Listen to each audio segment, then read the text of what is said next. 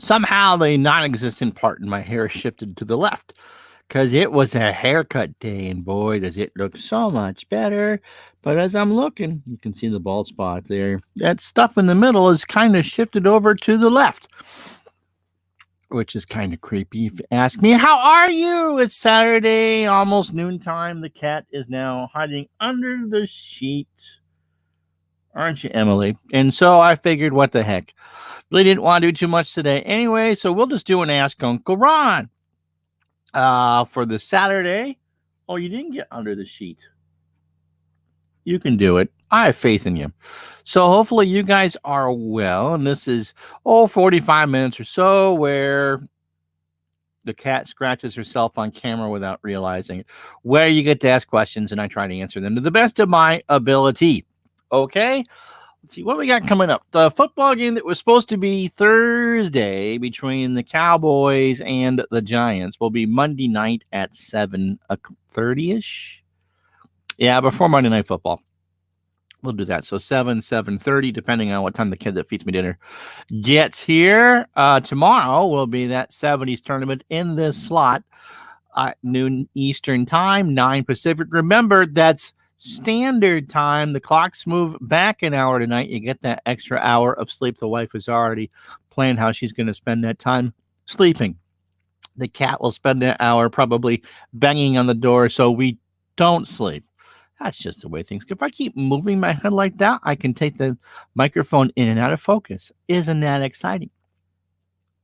So don't forget to move your clocks back. We only have one to move, actually.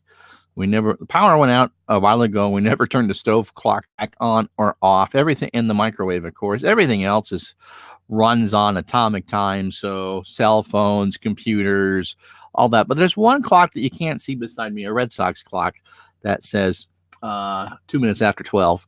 And so that one will have to switch to make sure we do that tonight. So I know that, you're going to bathe yourself? And she's doing it off camera. So the football game will be Monday night. That 60s tournament National League Championship game will be tomorrow at noon between the 1960, the 60 Pirates will be hosting the 1965 Cincinnati Reds. For Kurt Berkland, the American League final will be next week between the 69 Orioles, which were the only team to win their home game in the first round of that 60s tournament, and they will face the 67 Boston Red Sox, who will not be able to use Jimmy Lonborg as their starter. So it's a best-of-one affair for the semis, and then after that, it'll be a best-of-three affair for the championship, and if the Orioles won, they would get home field. I have a feeling the Reds are going to give the Pirates a run for their money, especially also thanks to Kurt Berglund. I mentioned this last night. Remember back when I did the baseball season replay, you guys picked 1982, so we did that, and we got to the playoffs, and the World Series was the Expos and the Orioles.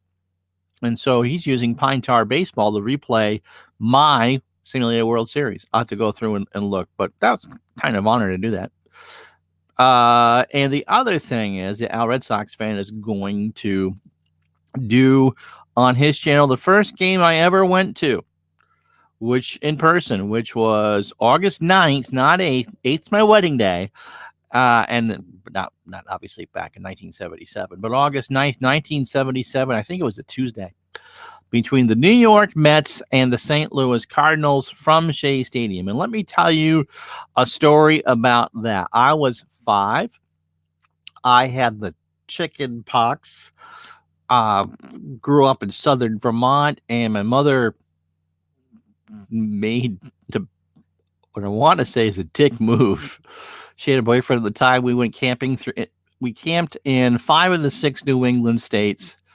Bar Harbor, Maine, someplace in New Hampshire, Sturbridge, Massachusetts, and of course, how you doing, Mike? Have an uncle that lived in Woodbury, Connecticut, who's no longer with us, and so we were in Woodbury, Connecticut, and she said, "Bye-bye. You can bring me home, but we're done after that." He's a nice guy too. Anyway, so it's the summer. It's August 9th, 1977. And I was a little guy.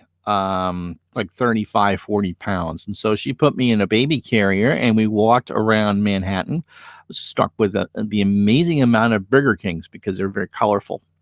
Burger King signs with a kind of a pink claddish vinyl front. And just seeing them over and over and over again on blocks, I was like, wow, how could anyone eat that many Whoppers? And then we went to Shea to watch the Cardinals and the Mets in front of a lot of empty seats because it was the summer of Sam, and it was about 3 weeks after maybe 2 weeks after the blackout of 77, and the Mets had traded Tom Seaver. Hey, how you doing? You're at these on. How you doing, Mr. Mike? And MP Fox, hope you and the kid are well.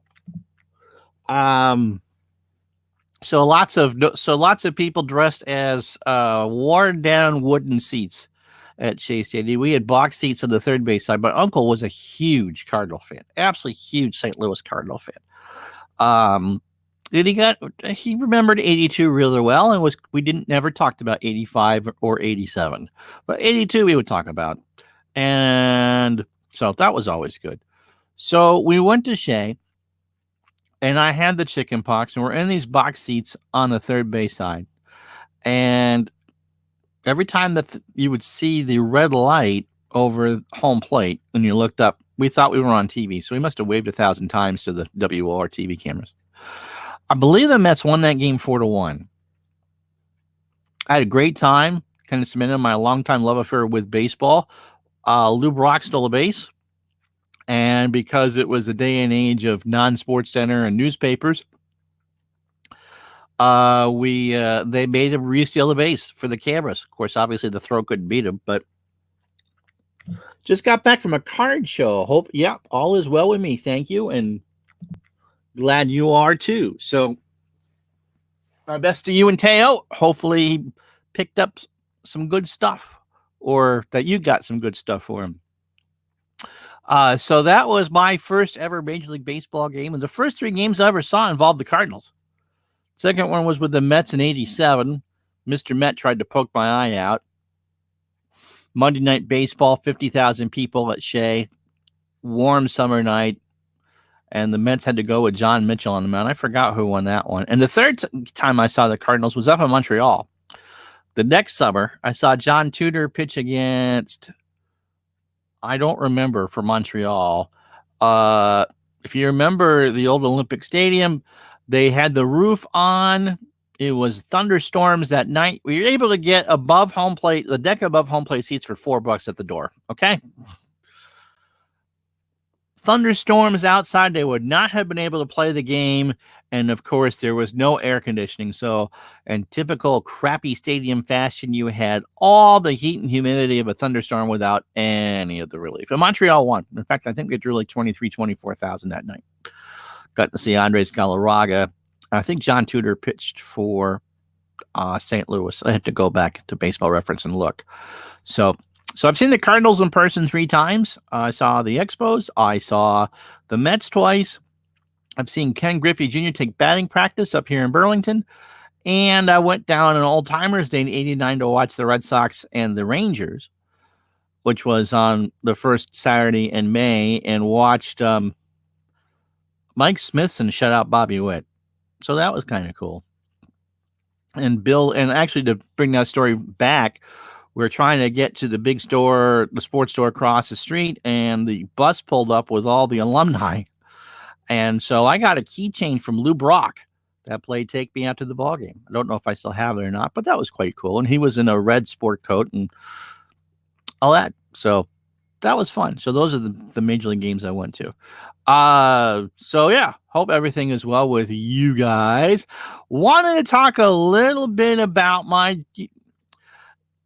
too bad that Kenny Castro's not here.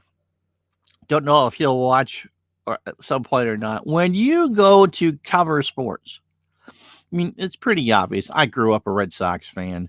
Remember 75. We've joked a ton about 86. Got our revenge in 2004. And I've been lucky enough to see him win 4 World Series since then. But on my journey of becoming a professional somebody in this business, you get to do, the unique way you do that, you get to uh, cover things that you're probably not good enough to cover. And so when I was at Bleacher Report, I did golf and I did, what did I do? Red Sox? I might have, or not. Anyway, I ended up covering Major League Baseball, got paid to cover that World Series. That was the year that another one that Justin Verlander didn't win. That's the 2012. That's the year that Pablo Sandoval popped 3 home runs off him in Game 1. That was my first ever paid assignment. And then I covered the Tigers for a while, and you get attached to them, and you realize they weren't going to go anywhere. I had fun covering them, though, but they had no minor league system then. And so then I stopped. Was lucky enough to work for a place that needed a Red Sox writer, and so I got to cover that entire postseason run, including the only World Series I've seen them win at home. And so that was fun and exciting, and they still owe me money for it. And then I didn't do writing for a while and got out of it and came back with Fansided and tried out for their general site, got hired for the general site, got trained to be an editor, and then went to the Washington Nationals. They had they created an opening, as it turned out, and I got to work with Ricky Keeler and Drew Douglas, and working with them was just an absolute delight. Ricky is just a wonderful person. He and his partner, Mary Ruggiero, just wonderful, wonderful people, and lifelong friends they'll be. And Drew is, of course, the most excited person on the planet right now. Hopefully he's trying to get back for the parade.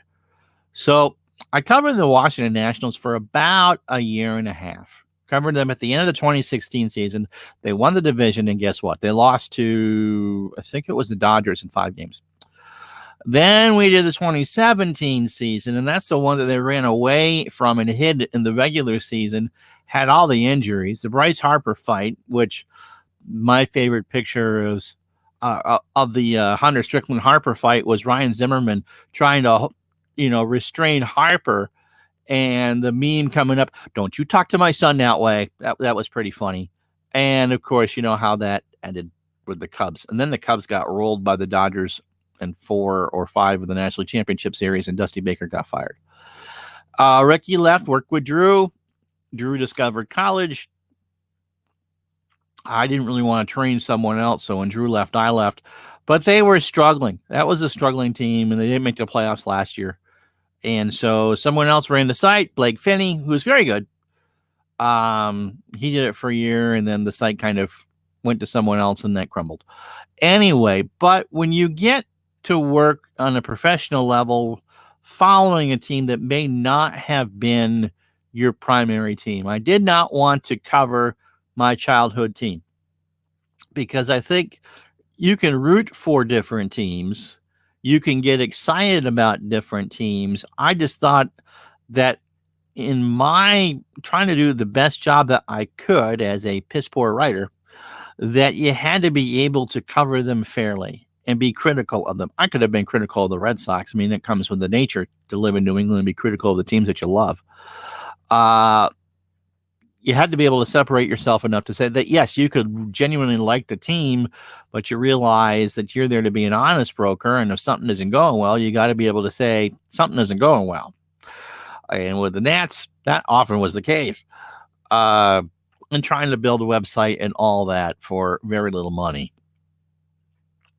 So there was a lot of self-satisfaction. I stopped really watching after they started 1931 because this past year, because they really were going nowhere. And, working on the channel and playing older games in the middle of my own baseball replay, doing 3 games a week on stream, along with some other projects. Like, no, I really don't want to sit there and watch at night what I'm doing during the day. You got to be able to get away from what you do. And so they made the wild card. Okay, I'll watch. Oh, they're going to lose in the wild card game. Oh, they got to Hader. They won. That's new. And they played a good series against the Dodgers. Like, oh, game 5. Guess what they're not going to do? Oh, yes, they did. And then they just pummeled the ever-loving daylights out of St. Louis and won the first two of the World Series. And so the longer that went, the more excited I got. And then they looked absolutely terrible against Houston, and then stole those last two games. I mean, Rendon's homer after the Turner play at first changed game 6, and I think A.J. Hinch will forever be haunted by pulling Zach Greinke in game 7.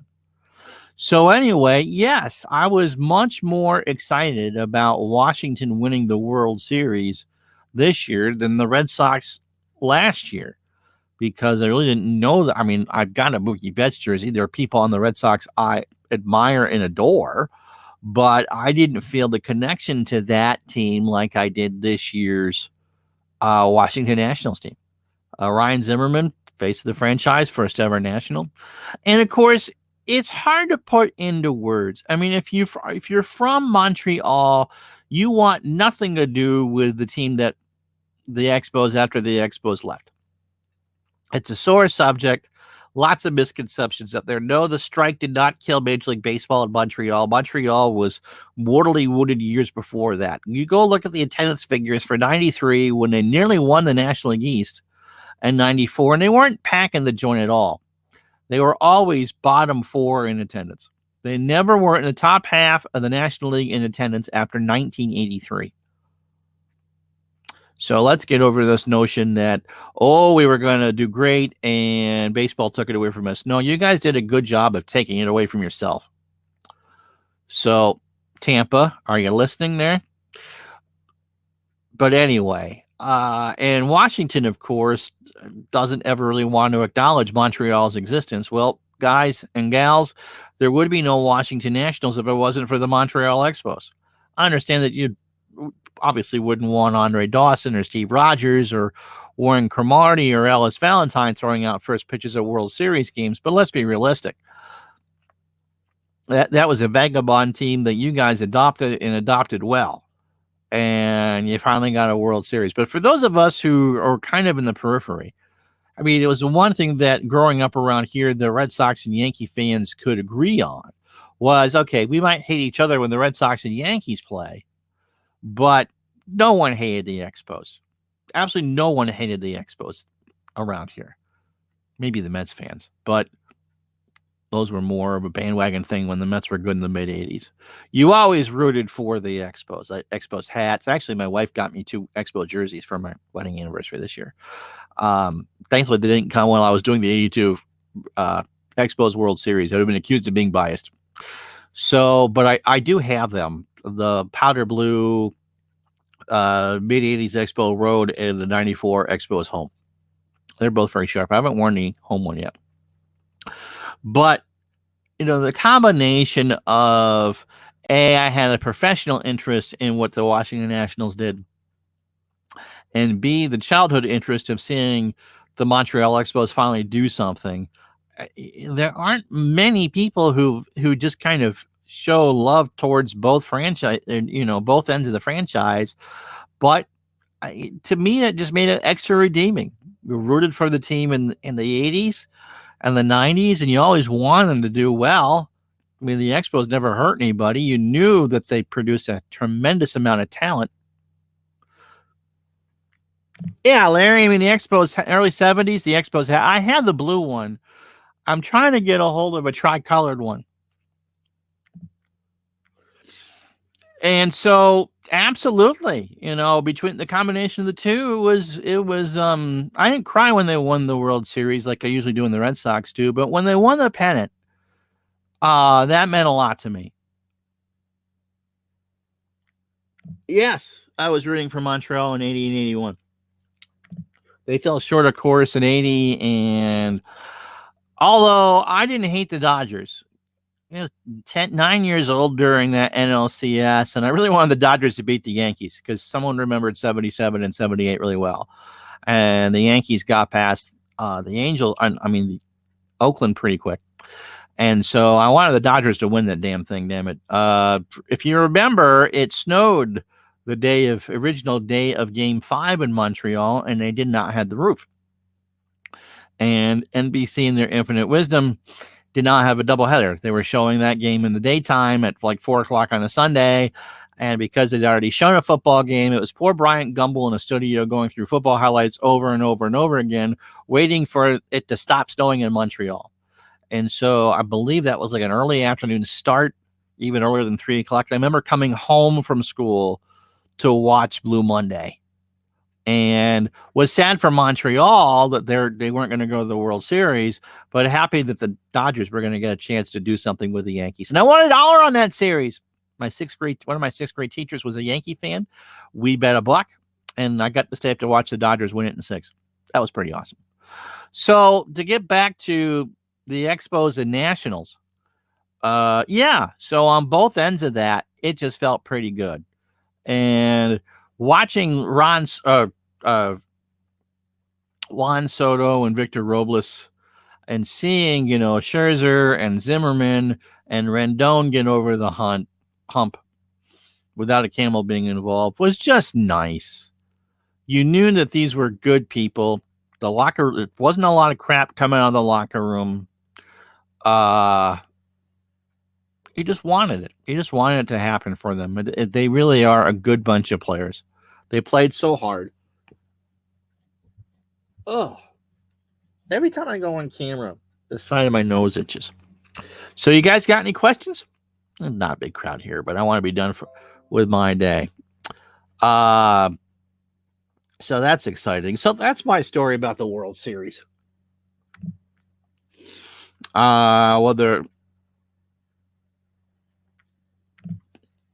That's cool. That's the first year of the divisional series. Someone I went to elementary school with was at the stadium in 1980 when they clinched the division over the Tigers on that last weekend of the year. He claimed he ran on the field and made it on the Game of the Week cameras, but who knows? We need more Saturday night chats. Need to find people who are willing to chat, first of all, and it probably wouldn't be Saturday night chats at this point because it's hockey season, and since I'm a Montreal Canadiens fan, they play on Saturday nights, and I want to watch that. They're a fun little team to watch. I don't know how much hockey you guys all watch or that, but they're third of the NHL in offense. They might actually make the playoffs this year. You never know. You never know. So, but we'll find another night for that. We need people to be on for those. They're fun. And I like doing them. So, what else do you guys want to talk about? We'll do, let's see, OU, another OOTP video. I'm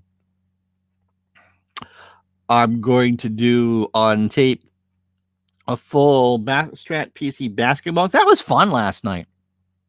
We'll do a full Strat PC basketball game to show. I honestly, to show it off, I honestly was amazed when I looked to try to get information on the game, because Strat games are not cheap, that there was Chris's excellent tutorial on the basic, and Dave S. went through and played a few minutes of the basic, but there was nothing about Strat Advanced Basketball on YouTube. Not necessarily even the PC version, but anything. It's like, wow. I mean, one of the things that, my buddy Dave Gardner talks about is that there's just people don't play hockey on the tabletop. Well, hockey is one of those sports that you can't be half pregnant about it. Either you love it or you hate it, or indifferent. There's not a lot of indifference to hockey, and the Strat hockey game's a blast. In fact, Dave and I played last night we figured out how to do that. But you can find Strat hockey videos, trying to find Strat basket. And there's Mr. Mike and Al Red Sox fan do a good job with the Strat football videos. I'm not sure I'd buy Strat football. Not that I have anything against the game, but again, I've got enough. I'm not a huge football fan, and enough to keep me. I already have enough to keep me occupied. So yeah, there you go. So it's one of the reasons why I bought the game was someone should do a video on this to show it off, and that was fun. But the next time I would just go through and shut down some of the animations, or else you're going to be playing a 2-hour game, and I don't want to do that. So, but I was happy with it. What else you guys want to talk about? I'm going to take a drink really quick. Also, if you want to go back to that OOTP video and have any questions that you want me to look into, I mean, there's a Sean DeMarco wants a bunch of stuff on the Blue Jays. Go through that one and put it in the go back, put stuff in the comments, and when I tape that video, I'll look up the stuff for you.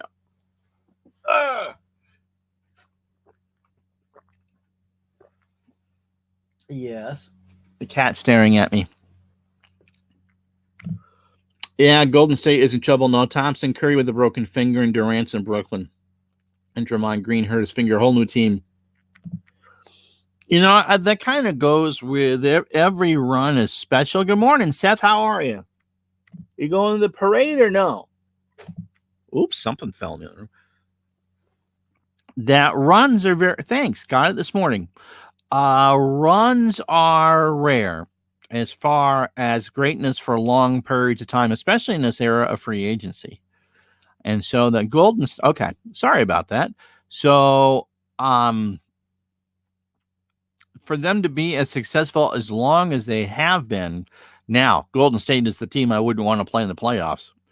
I don't do big crowds either, Seth. Watch out if Golden State is a top 4 team in the playoffs. But as far as their run, it's been A, extraordinary, and B, rare, because basketball does try to contain salaries. But who knows? The other side of that coin, Larry, is that they might be fresh by the time that Thompson and Curry come back. And that might propel them. Well, that's true.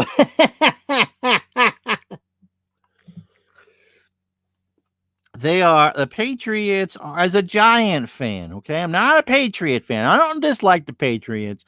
I know where 2 of Brady's missing trophies are. He can go visit East Rutherford anytime he wishes. He's down there at least once a year, if not twice, depending on what the schedule is. Patriots are just, they got lucky.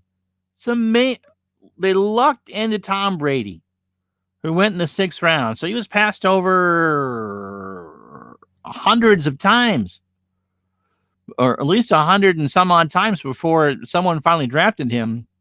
And then it took, was it Mo Lewis or Cox that broke a rib of Drew Bledsoe's?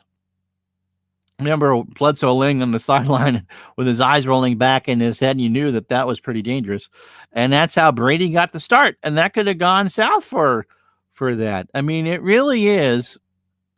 That's right. The Expos drafted. Speaking of that, yeah. Who drafted Tom Brady? The Montreal Expos. And Giselle. Giselle drafted Tom a lot. It really is for poor Drew Bledsoe. I mean, he and Wally Pipp are kind of, trivia question answers. Although Brady doesn't have the consecutive game record that Gehrig did. And then remember, Brady got hurt that first year in the Raider game, I think, or whatever. Oh no, he got hurt early on in the championship game against the Steelers, and it was Bledsoe who beat the Steelers to get them into Super Bowl. And Bledsoe then got the Rolex watch, shipped off to Buffalo, and the statue that was at quarterback for Buffalo and then Dallas with lots of pigeon stains on it because Bledsoe couldn't move at that point. But yeah, I mean, Brady pretty much stuck his pinky toe into the door and ripped it open, and the Patriots have been doing it ever since.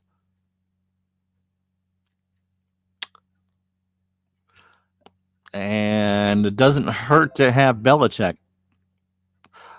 Dave is trying to text me from the rink. Dave does not know I'm on the air because he's still at the rink. I won't read that. So there you go. So, but the Patriots are clever. And it comes, they really are a MacGyver type team. and it's really duct tape and bubble gum. They've had a few stars over the years, but nothing really extraordinary outside of Brady in the couple of years they had Boss. But the year they had Boss, they lost to the Giants in the Super Bowl. So think of that. Okay. Judo was on the other night too when we were live. You were there at the end of it. Hopefully, Drew. I've been playing more strap baseball. Adding ballpark pictures seem to be more complicated. I have added multiple pictures for players. Advice: watch videos and okay. For the players, you need to have the alias files, or at least that's the way it used to be. I don't own strap baseball anymore. For the players, you need to have the alias files, which has a name and should assign them to the team. So as long as you have the right alias file for the year you're trying to play, you should be golden as long as the pictures are there. For the ballparks, that's always been weird because the ballparks you pay for from Strat are the cartoonish type ones. Alias files is okay. And Sports Time Machine location, when you get them from another site to go over, you got to copy over the day and night files for the other ones that you have, or rename them old and put them in. So as long as you know what the ballpark codes are, you should be okay. And Mr. Mike can kind of help you with that too. So you just can't download a blank picture and put it there. They all have to be locations, and Strat doesn't make that easy. It's one of the nice things about Action PC baseball is you can pretty much do those during the game if you wanted to. I remember when Belichick started coaching for the Browns in '91 and fans weren't happy with him. Since the Browns came... Well, yeah, you got to have the old parks or else the ballpark and the color parks. If you're trying to put in new color parks, they won't work because you got to buy those too. The thing with Belichick was it was his first time as a head coach. B, I'm not sure. So he really hadn't figured it out. B, as we now know, the Browns were in the process of moving to Baltimore. And C, you got to have the talent to do it. Kosar was at the end of his career. There's a lot that Belichick learned from his days in Cleveland, though. Remember, he was the defensive coordinator for Parcells with the Giants, won 2 Super Bowls with the Giants. That way, had the 24 hours where he was the head coach of the Jets and quit, which really didn't enhance his reputation at all. And then he got hired by the Patriots. Ha, ha, ha. That's pretty funny. He's going to quit on you. And all these years later and 17 gazillion Super Bowls, he's maybe one of the best masterminds in NFL history. I'd put him up there with Walsh and Brown as far as innovators of the game and people who changed the game. I mean, goodness gracious. I mean, they won a Super Bowl one year when they had Troy Brown, a wide receiver, playing a nickelback. I mean, it really is just kind of, at times, it really has been duct tape and bubblegum. So, yeah, DC, go if you don't have the color modern parks, then the parks you download won't do you any good either.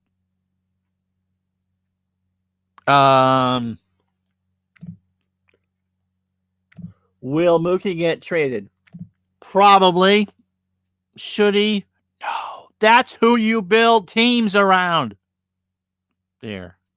Let me say that again. That's who you build teams around.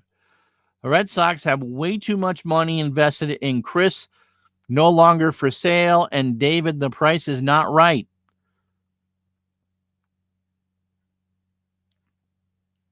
And so, unless they can sign him to a deal that they're not going to be over the cap for the next 10 years, I don't see it. I love Mookie Betts. Got his jersey. Gold trim from the World Series. Man, he is an incredible player. And he came up as an infielder, too. Well, let's just be honest. The AFC East is slightly less sucky than Comcast. Yeah, And you got to be careful with that too. Uh, you can always ask for help in a chat. Mr. Mike, when he's streaming, if you're there, is our strat guru. Well, I think the Angels are going to be the biggest suitor for Garrett Cole. But I don't know what their luxury tax situation is and how much longer are they on the hook for Pujols. And I'm not sure where, the Red Sox are going to have to get a king's ransom for trading Betts. Well, good morning, Patch 83. How are you? Yeah, we're pretty much East Coasters here, so glad to have you along. They don't really have much of a choice in the matter, Seth. It's okay. Buffalo is, well, the Redskins are not that good. And now that two Washington teams have won championships in the last 2 years, your buddy Dan Snyder looks even worse. And it's hard to look worse than you already do. How did he get his money? All right. I will not said that to there, but DC, if you said the money to, not money. Thanks. Got the haircut this morning. Mystics. That's right. Very good. So if you email Mike Bowes, he can try to help you out the best as possible. Is it 1:35 a.m. where you are? No, it's 12:35. In the morning. So my joke, especially when I was doing the Nat stuff on Twitter and they're on the West Coast game. I know what who the Mystics are. If no one has sent it to you yet, good morning. Let me be the first to wish you a good morning. And no one thinks it's morning at midnight. So Larry is 13 hours ahead of us. I don't know if there'll be 12 tomorrow or not, because remember, the clocks change here. And of course, he is a Canadiens fan. I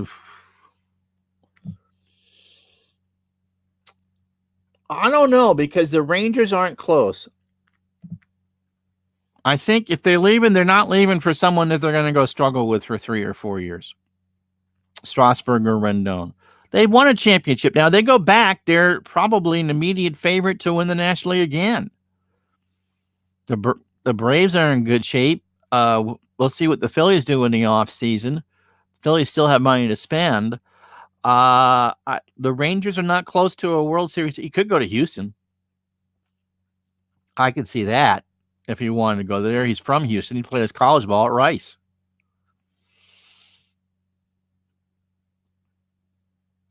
And Strasburg, if he opts out and leaves, San Diego, again, the Angels probably would be a decent option for him. I think they keep one. Actually, I think they keep them both. I don't think they're going anywhere.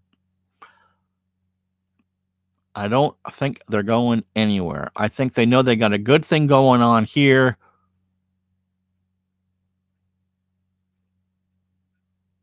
No, it's Patch. Larry, you're in Asia too? I thought you were here in the East Coast. Well, they spent the money to build the new ballpark. They aren't close. I don't think you're doing that to be the cornerstone of a 3 or 4 year project. The TV deal is not new. They also now play on turf. I just don't see the Rangers being a viable option for Rendon. I know you are, Seth. I just don't see the Rangers being a viable option. They aren't close. And I still think the Yankees try to back up the truck to get Garrett Cole. Because he's not staying in Houston. So, what else we want to talk about? A few more minutes with Ask Uncle Ron on this Saturday. So, went through I haven't even looked to see what Week 10 games I'm playing. The Monday night will be the Cowboys and Giants Monday night, and then we'll look to see who we're playing in Week 10. And hopefully I won't be staying up till 1 in the morning to do live streams anymore. now that baseball season's over, and then we can actually do a Tuesday, Thursday. Should be an interesting off season. Curious to see what happens to the new deal between the Major League Baseball and minor league baseball. Major League Baseball would love to eliminate the short A leagues, the rookie leagues, and cut down to 40 teams. And one of the teams that would be in the chopping block, if that was to happen starting in 2022, would be the ball club up here, because the Lake Monsters are New York Penn League short season A, post draft. The draft's going to get moved to some point. They spent all that money, $1 million, to refurbish Centennial Field, which is an historical landmark, so they really can't raise it and rebuild it.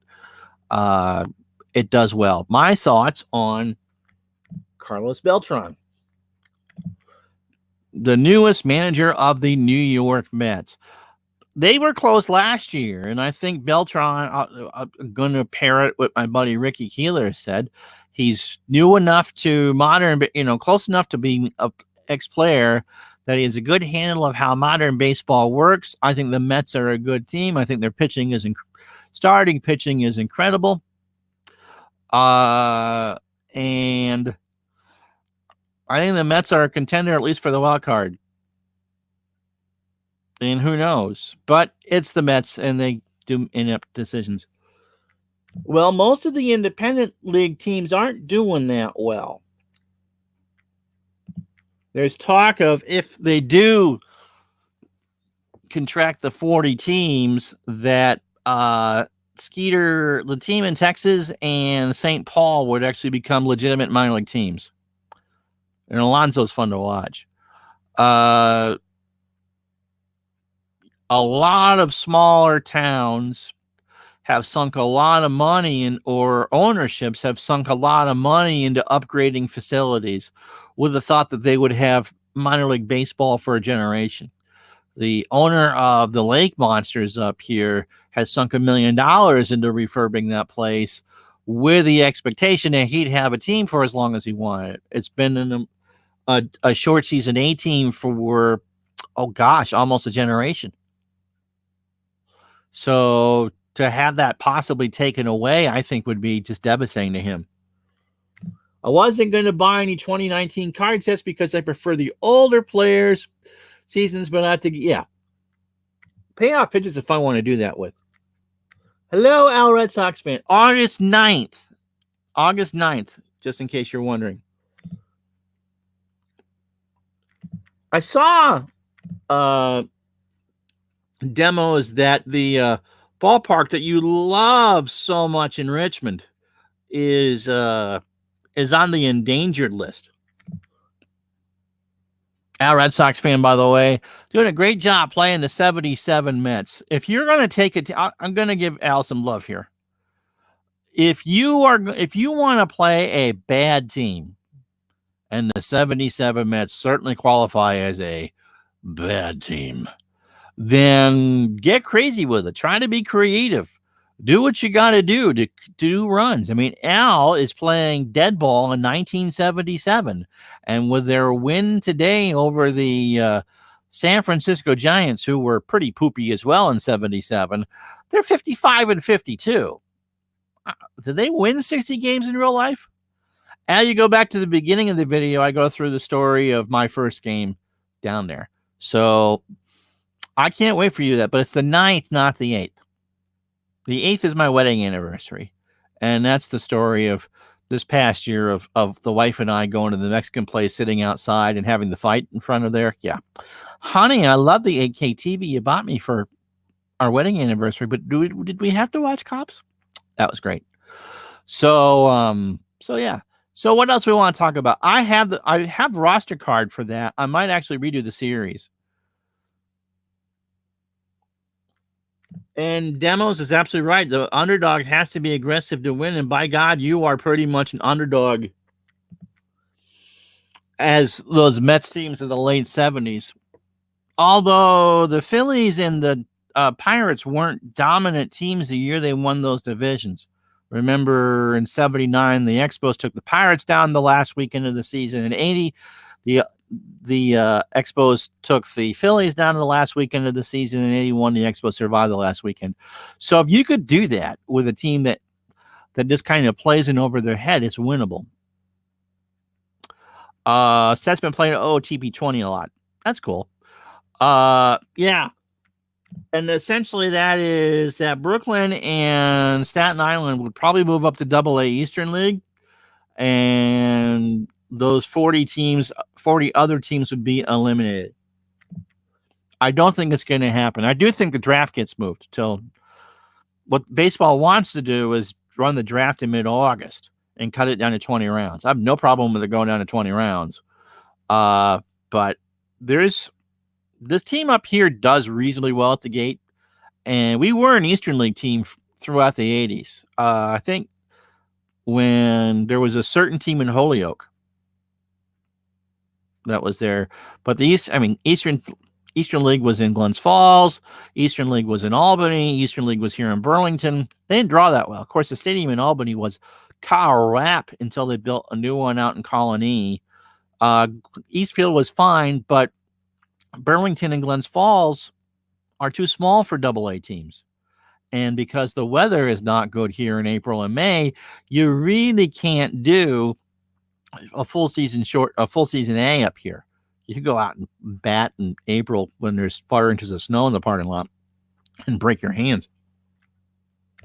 That would be good. The first home game, El Duque shut out the Diamondbacks.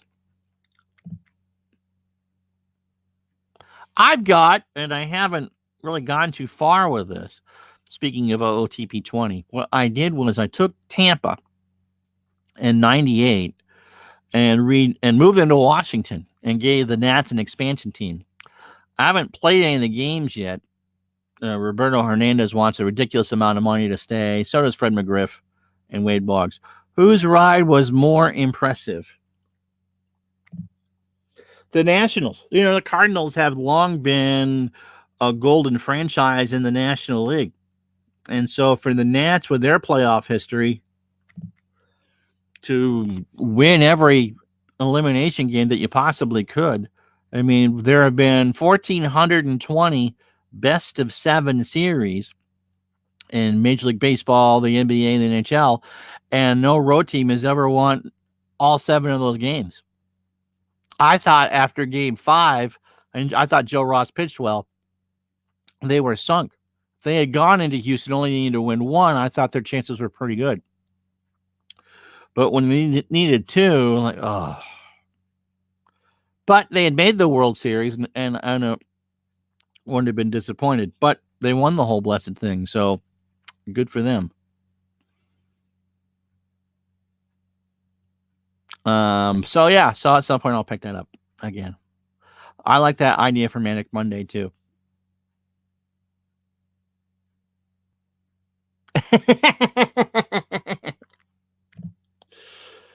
I don't know if I would move the Expos down there in 04.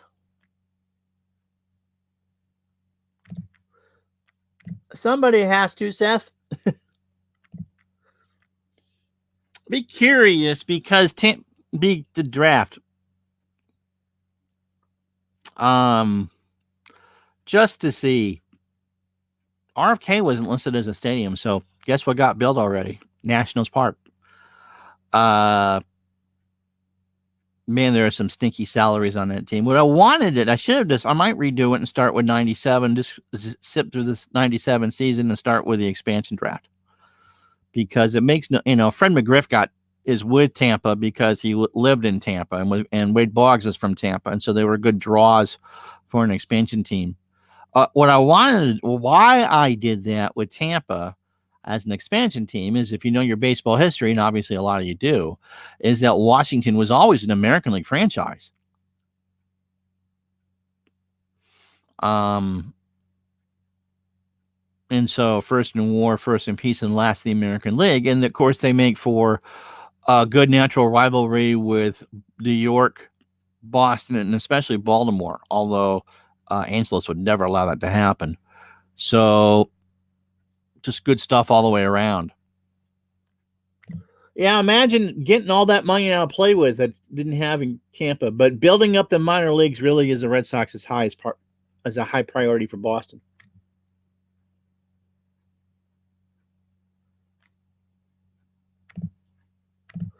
Hopefully never. But I would imagine by the winter meetings.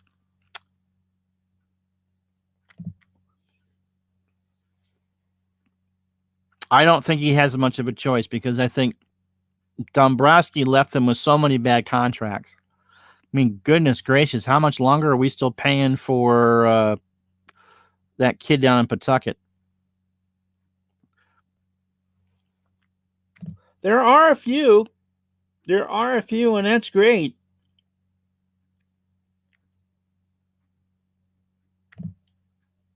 He has a lot of decisions to make. He certainly does. And like I said, Dombrowski just made some terrible moves.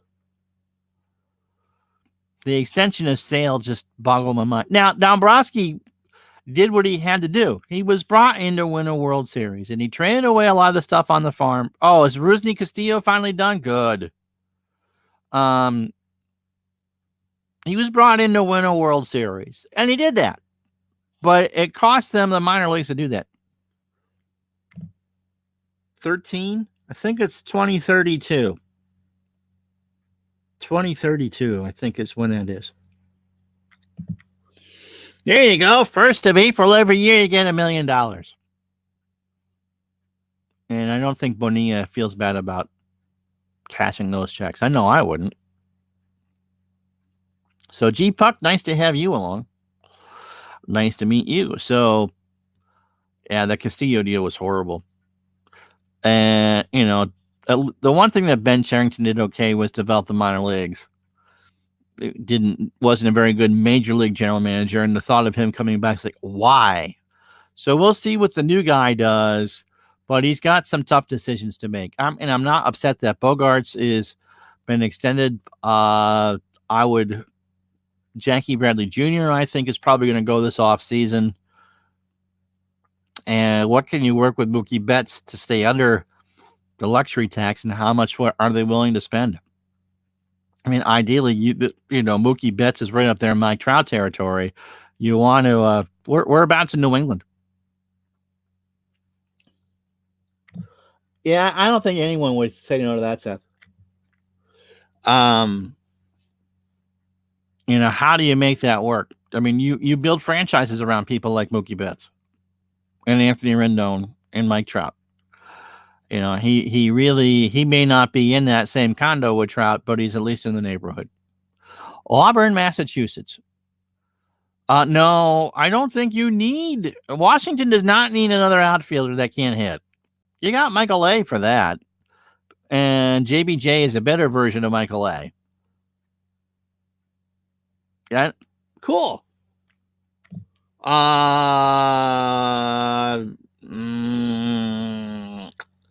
He gave it all in that World Series, to be honest, and he's under contract for a few more years. So, because we paid for that too. And that's a contract you just can't deal. No one's going to take on even half that deal. The Red Sox would have to eat most of it.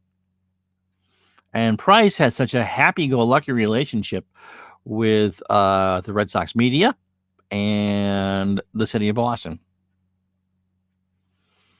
And Sale's contract is pretty much, I mean, that was the one that puzzled me.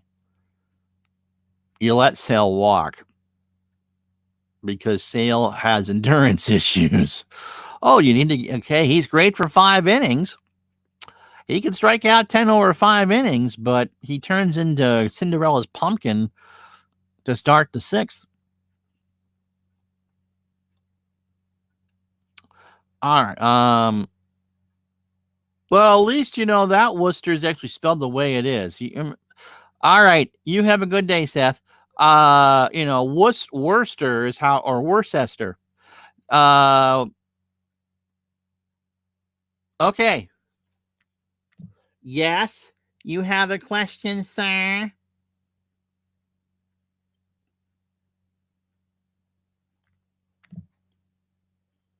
That is true.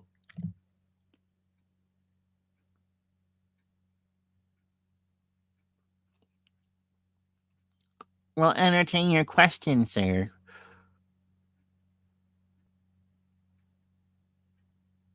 Anyway, so I don't know how long Price is under contract for. Too long. And to have 60 some odd $1 million tied up into those two is just beyond ridiculous. But that's what Dombrowski was good for. Yeah, the Woo Sox are coming in 21.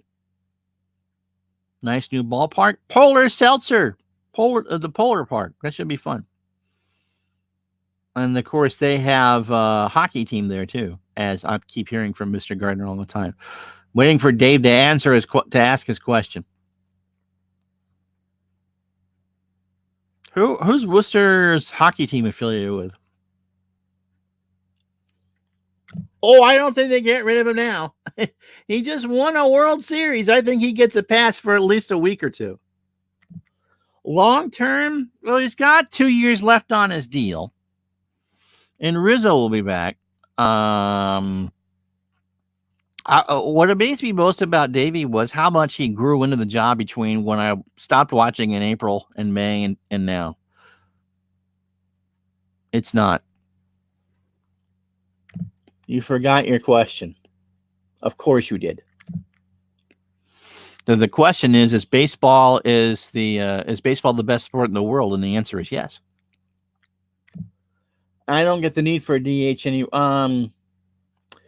Well, then you run into because you got a lot of teams with 12 or 13 pitchers and short benches.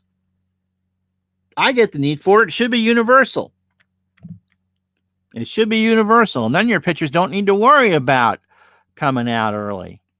I think it's one of the things that worked out well for the Nationals in the World Series. You didn't have to worry about Strasburg and Scherzer needing to come out for a pinch hitter.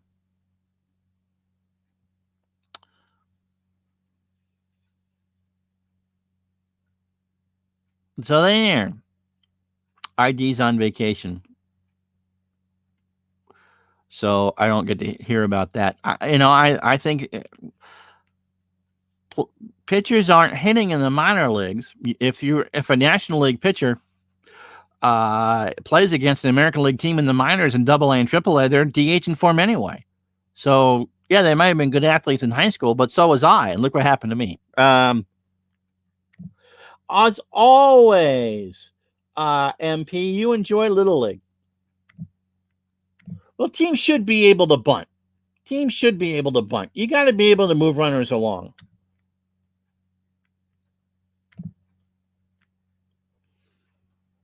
No. Sure you can't hear it. You responded.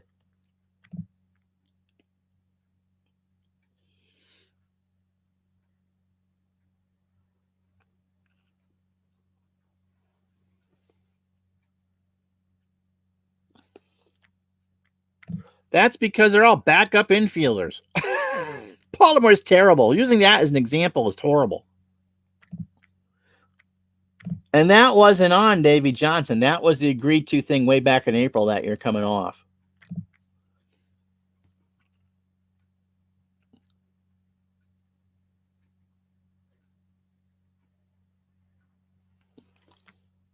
That's true. Sliding is there. I'll yell louder so you can hear me.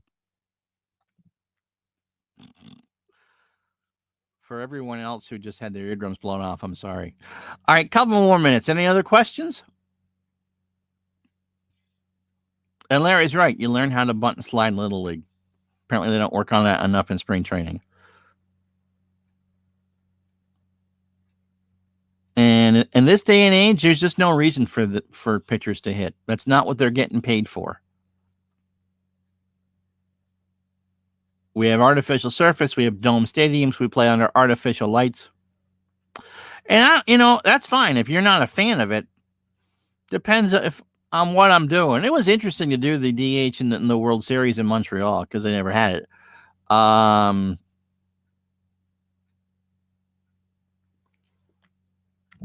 That is a minor league thing. They're doing that in the minors because, again, you can't run out pitchers for 15, 60 innings in a minor league game.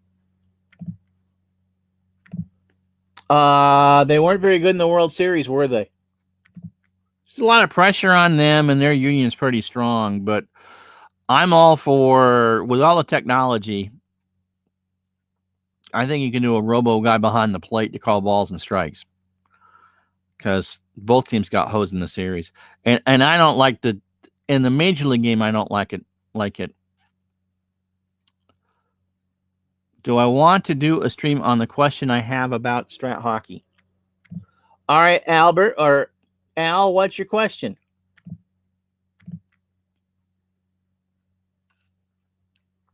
David actually played a lot online last night, and actually it was quite fun. He accused me of cheating, which is amazing since he's the one hosting it. Thank you, sir. Glad to help you.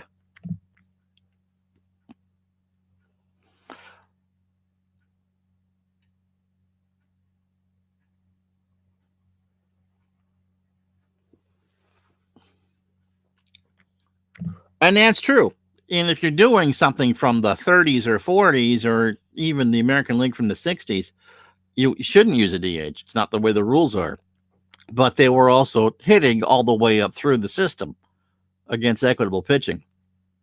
And it's not like outside of 2 or 3 hitters. How did I play defense? The quick answer to that, Al, is you intimidate when people try to penetrate. That's the easy answer. And I'll talk to you, I'll talk to you later about that. But all right, Seth, have fun. Apparently Dave's hearing has gotten a lot better. Depending on what season you're playing, there isn't a lot of defense. But yeah, if someone penetrates on you in Strat hockey and you have the chance to intimidate, do so. Knock them off the puck. But if you're playing an 80 season, I had a game today. It was a 5-5 tie. I got lots of 5-5, 7-4s, whatever. Now, if you're playing modern hockey and having trouble with that, or don't play with the Whalers. By God, they had no defense.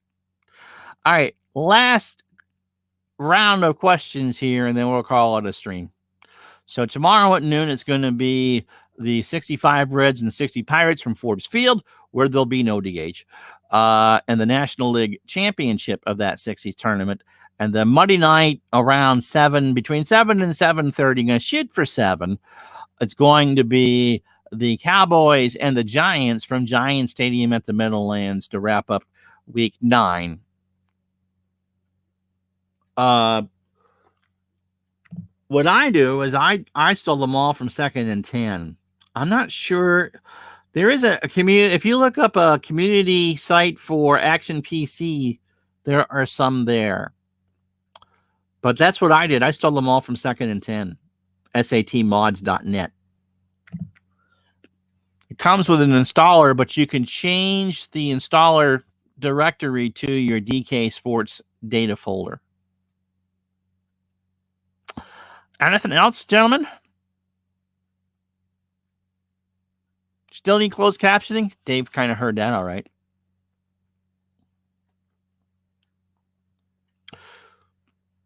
All right. So so for Patch, hope you get a good night's sleep.